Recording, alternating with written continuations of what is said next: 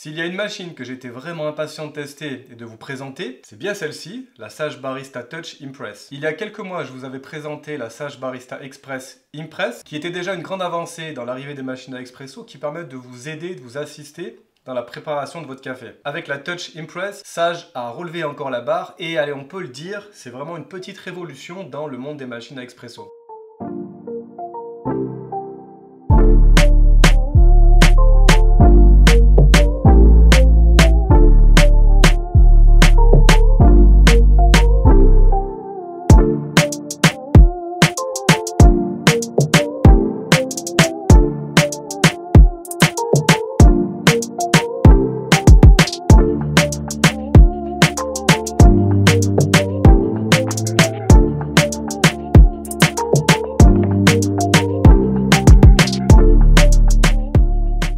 Peut-être me dire, ok, une nouvelle machine de Sage, qu'est-ce qu'elle a de plus? Elle a un écran, on a déjà des modèles de la même marque qui ont aussi des écrans. Qu'est-ce qui fait que cette machine, on peut le dire, est une petite révolution dans les machines à expresso, les machines à café, et qui va venir, je pense, un peu bousculer le marché aussi des machines à grains. Je vous explique tout ça en détail dans la vidéo. Alors il y a énormément de choses à voir, je vais essayer d'être quand même assez concis pour pas que la vidéo dure 1 heure. Ce que je pense faire, c'est une série de plusieurs vidéos sur la Barista Touch Impress, et j'ai passé les dernières semaines à tester la machine. Je vais vous donner aujourd'hui mon avis, de quoi la machine est vraiment capable, quelle est la qualité en tasse, à qui s'adresse cette machine, est-ce que c'est vraiment si facile de l'utiliser? Restez avec moi, vous saurez tout sur la toute nouvelle machine à café de Sage. Si cette machine à café vous intéresse, je vous mets les liens juste en dessous dans les commentaires. Si vous voulez vous faire un expresso à la maison, en gros, vous avez deux possibilités. Soit vous partez sur une machine à grains, une machine automatique, et si vous êtes familier des anciennes vidéos, vous le savez, j'en parle énormément. Et c'est un type de machine que je recommande aussi beaucoup, puisqu'elle va permettre donc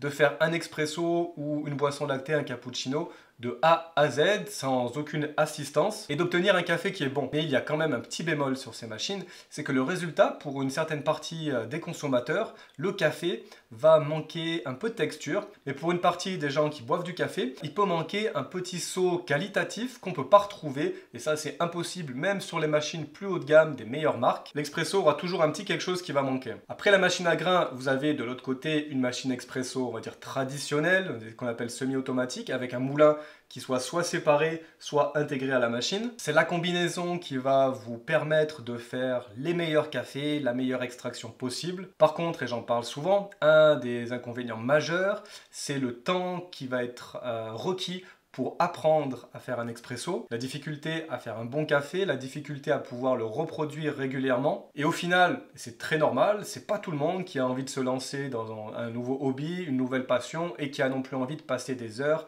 à apprendre comment faire un expresso. Mais pour les gens qui veulent retrouver le goût d'un véritable espresso à la maison, le choix donc se limitait schématiquement à ces deux options. Et si je vous parlais de petite révolution en introduction avec cette machine-là, c'est parce qu'elle va nous permettre de faire un café, un expresso de A à Z de manière quasiment automatique, et c'est la même chose pour la préparation de la mousse de lait pour les lattés ou pour les cappuccinos. Là aussi, elle se fait de manière automatique aussi pour les laits végétaux, avec une intervention de votre part qui sera vraiment minime. Au final, la machine fait quasiment tout toute seule, elle a juste besoin de vous pour l'assister, alors qu'avec les machines expresso traditionnelles, vous êtes un peu le barista à la maison et votre machine est votre instrument. Avec la Touch Impress, c'est vous qui allez servir d'assistant à la machine. Alors je vais m'expliquer en détail, je vais vous montrer comment ça fonctionne pour préparer un café, et vous allez le voir, c'est vraiment un concentré technologie, mais qui est toujours au service de la préparation d'un excellent café. Et c'est au final un pas de plus dans le développement du café de spécialité, et pour permettre au plus de gens possible, sans connaissance de l'extraction, de pouvoir se faire à la maison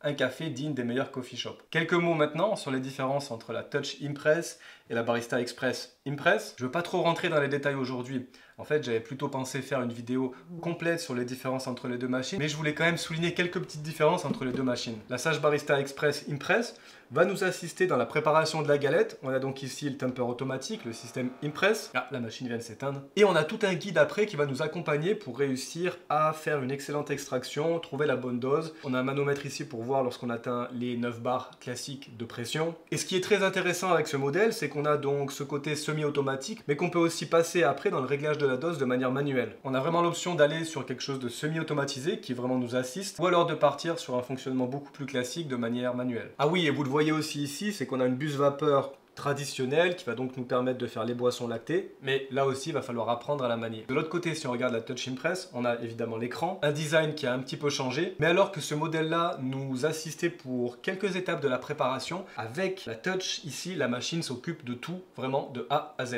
C'est-à-dire qu'elle va nous aider à régler le moulin correctement pour avoir la bonne finesse de la mouture. Ça, c'est quelque chose que celle-là ne peut pas faire. Là, vous vous dites, ok, c'est peut-être pas si important. En fait, si, c'est vraiment une étape qui est capitale. Je sais que beaucoup de gens ont du mal au début à trouver quel est le bon réglage de la mouture pour avoir le bon volume en tasse. La machine va donc moudre pour nous préparer la galette ici de la même manière que ce modèle-là. Elle va nous assister dans le réglage du moulin pour avoir la bonne finesse. Elle va ensuite automatiquement régler le volume en tasse, c'est-à-dire qu'elle va adapter à chaque fois pour trouver le volume optimal. Ensuite, une fois que ça c'est fait, la machine enregistre l'ensemble de ces données pour le café, et après ça vous n'avez rien à faire si ce n'est appuyer sur le bouton, tout se fait de manière automatique. Autre plus considérable, la buse vapeur qui elle aussi est automatique. On peut l'utiliser comme ça de manière manuelle pour pouvoir mousser le lait, et là elle fait vraiment du bon boulot, ou alors on peut la mettre en position comme ça avec le pichet. Dans ce cas là, la machine va choisir d'injecter le volume d'air nécessaire soit pour le cappuccino. Pour le latte, c'est différent, on peut là aussi le régler à chaque fois. Et elle va s'adapter aussi aux laits végétaux, lait d'avoine, lait de soja, lait d'amande. Au final, une machine ici qui vraiment prend tout en charge de A à Z, alors que là, on va pouvoir quand même mettre un peu les mains dans le cambouis si on veut,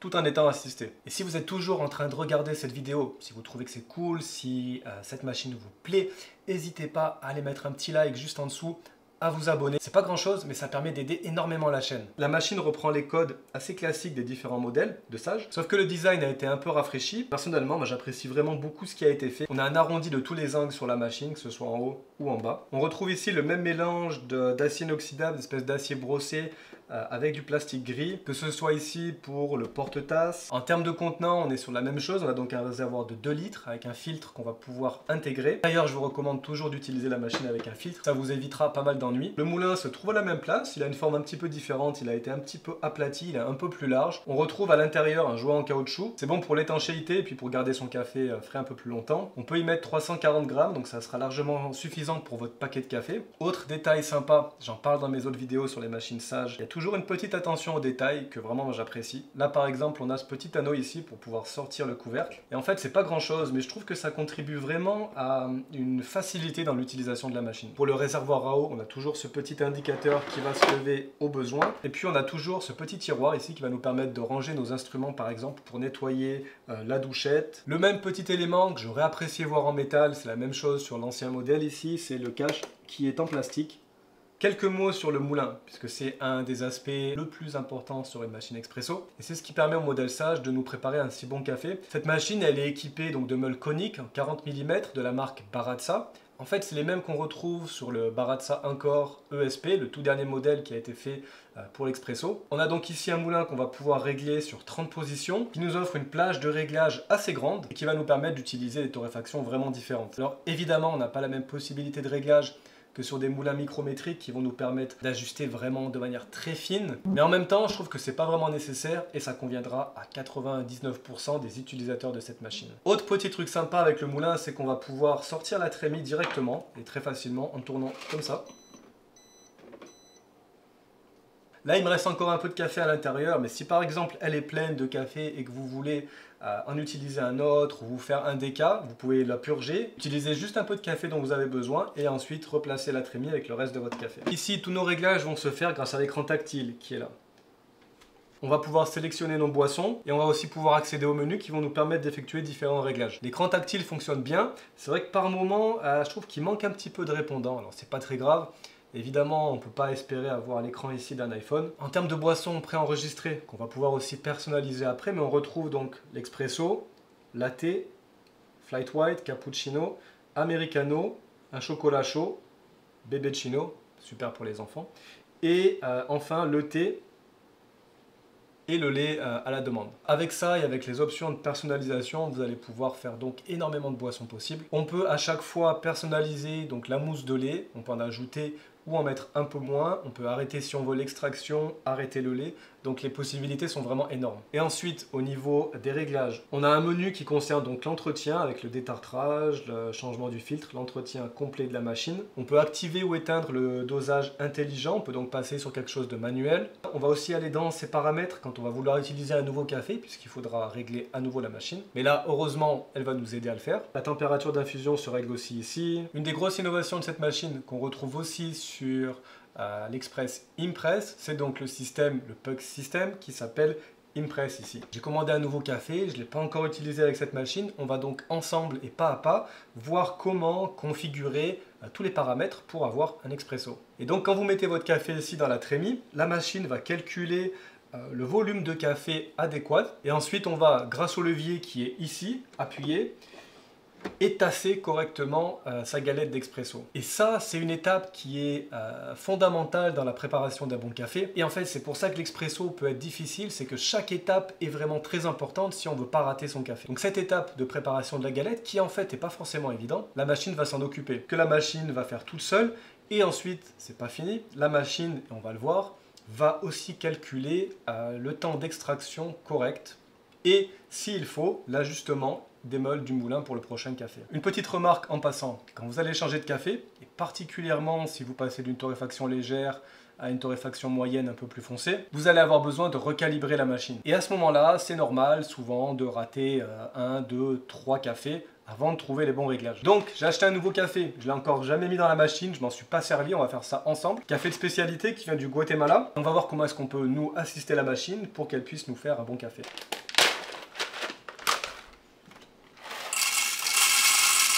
Un petit mot sur les accessoires, ça c'est un gros plus des machines Sage, c'est qu'elles arrivent avec tout ce dont vous avez besoin pour préparer un expresso. Quand vous achetez votre machine, elle vient donc avec un pichet à lait. La machine vient avec un bon mode d'emploi, tout est d'ailleurs très bien expliqué. On a aussi un kit ici qui comprend tout le nécessaire pour l'entretien de sa machine. Et on a même un petit sachet pour le premier détartrage. On a aussi un filtre, mais je l'ai déjà intégré derrière dans le réservoir. On a 2 porte-filtres pressurisés, si vous voulez commencer avec ça. Si vous avez seulement du café prémoulu chez vous, ça peut servir. Un filtre simple non pressurisé. Sachez quand même que pour avoir la meilleure extraction et la meilleure possibilité de reproduction de votre café, utilisez le double non pressurisé. Et enfin, on a ce petit outil qui s'appelle Razor qui va nous permettre d'enlever le surplus de café quand la machine va trop moudre, ce qui arrive de temps en temps. Pour moi, ce qui constitue la petite révolution dont je vous parlais en introduction et le caractère impressionnant de la machine, je voulais pas faire jeu de mots, mais il faut quand même que je le place, c'est donc que même si vous n'avez aucune connaissance de l'extraction de l'expresso,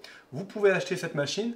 Vous rentrez chez vous, vous achetez un bon paquet de café et vous allez pouvoir, 1 ou 2 essais, en quelques minutes, vous faire un excellent expresso. C'est honnêtement la seule machine, je pense, capable aussi rapidement de vous donner ce résultat. Ok, est-ce que c'est vraiment si facile?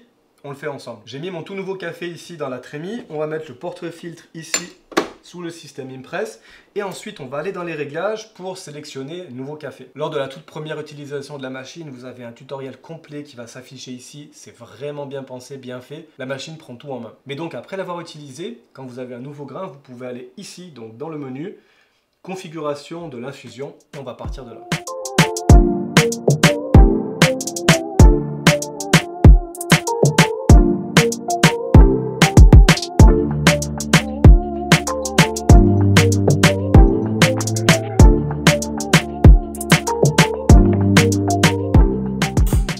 Essai.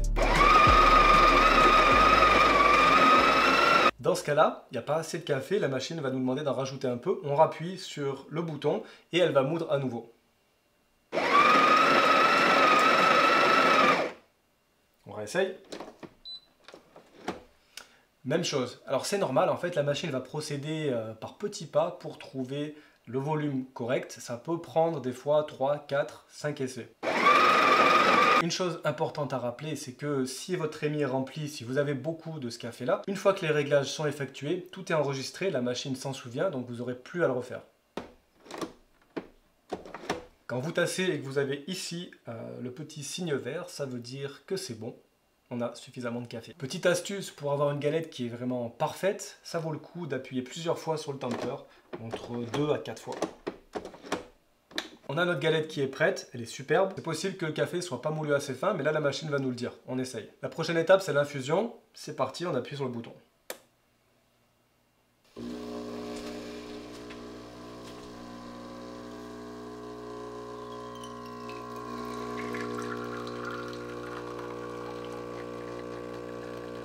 Comme prévu, on pouvait le voir visuellement, le grain était un petit peu trop grossier, l'extraction a été un peu trop rapide, mais en même temps pas catastrophique non plus. La machine là nous demande ce qu'on fait. On peut donc garder ces réglages ou alors on peut recommencer. Et là la machine nous le dit et nous propose même le réglage sur lequel on doit aller. Elle nous dit donc aux alentours de 12 pour une infusion idéale. On va donc mettre sur 12, on va réessayer. Je vais quand même goûter celui-là.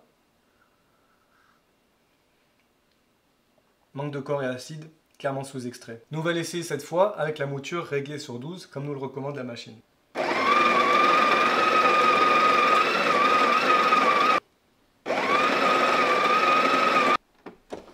Bien, on a la bonne dose cette fois dans le porte-filtre.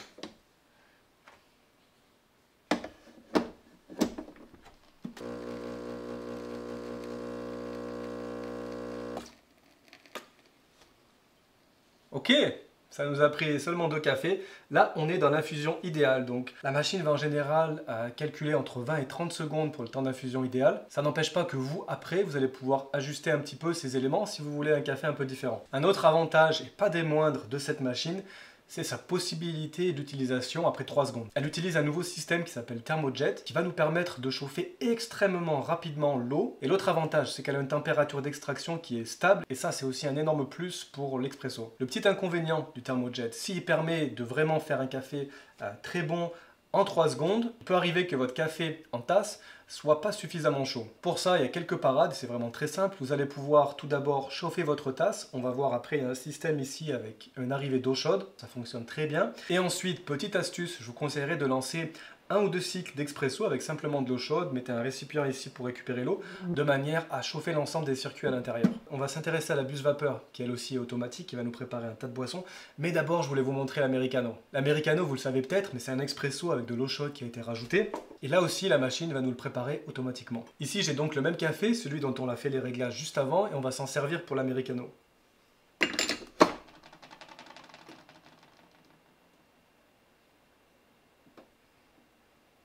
Le moulin a été réglé, on ne le touche pas, on a juste à appuyer donc ici sur la mouture.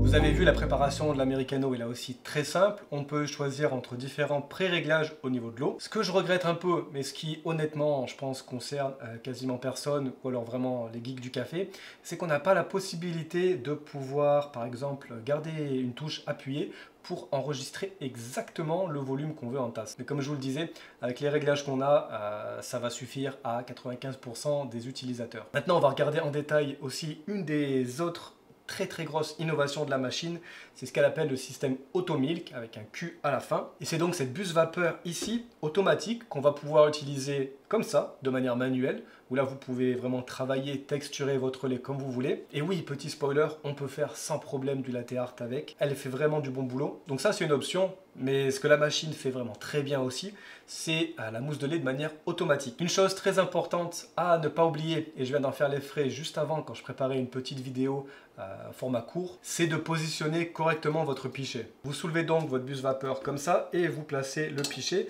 Il faut qu'il soit suffisamment loin derrière pour qu'il touche le petit capteur qui est présent ici sur le bac de récupération. Pourquoi? C'est comme ça que la machine va être en mesure de savoir quand est-ce que votre lait est prêt. Comment ça fonctionne? On va faire une boisson ensemble, on va choisir le latte et vous allez voir, la machine en fait va au choix, soit on peut préparer le lait d'abord et après l'expresso ou inversement.